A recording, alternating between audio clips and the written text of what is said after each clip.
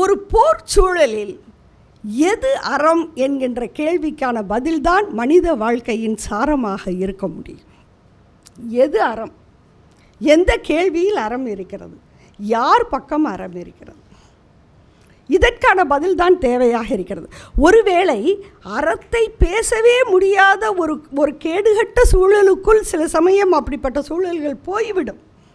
அப்படி போகின்ற பொழுது அந்த இடத்திலிருந்து விலகி நின்றுதான் அந்த அரசியலை யாராயிருந்தாலும் தொடர முடியுமே ஒழிய, அதற்கு மத்தியிலே நின்று நாம் இது மாதிரியான ஒரு விருப்பத்தை வைத்து கொள்ள முடியுமா அப்படிங்கிறது ஒரு ரொம்ப பெரிய ஒரு கேள்விக்குரிய விஷயம் நான் நினைக்கிறேன். ஆனால் இதை தாண்டி இப்படிப்பட்ட இயல்பு, அவருடைய மொழியிலேயே சொல்கிறேன், இப்படிப்பட்ட இயல்பு மனிதர்களுக்கு இருக்கிறதா என்று கேட்டால் இருக்கிறது அப்படின்னு தான் நம்ம டிலக்சனை பார்க்கும்போது தோணுது இல்லையா?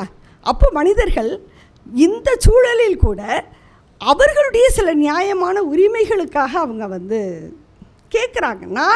நான் உன் பக்கமும் சேரலை, அவன் பக்கமும் சேரலை, என்னையே ஏன் நீ நிம்மதியாக வாழ விட மாட்டேங்கிற, எனக்கு ஏன் ஒரு நிம்மதியான வாழ்க்கை கிடைக்கவில்லை? இந்த குரல்ங்கிறது இன்றைக்கி இந்த பதிவு ரொம்ப முக்கியமான பதிவு.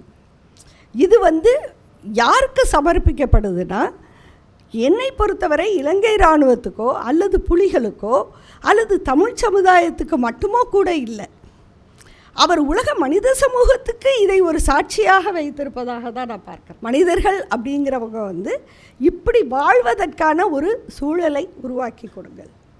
போரில் இந்த மனித சமூகம் சிதைந்து சின்னாபண்ணப்படுவதை அழிக்கின்ற, நமக்கிடையே இருக்கக்கூடிய அது தேச எல்லைகள் பற்றிய பிரச்சனையாக இருந்தாலும் சரி, மொழி என்கின்ற பிரச்சனையாக இருந்தாலும் சரி, அல்லது வேறு எந்த அரசியல் பிரச்சனையாக இருந்தாலும் சரி, அவற்றை பேச்சுவார்த்தைகள் மூலமாக, நெகோசியேஷன்ஸ் மூலமாக தீர்த்து கொள்ளுகின்ற ஒரு நாகரீக சமூகத்தை உலகம் முழுவதும் நாம் ஏற்படுத்த வேண்டும்.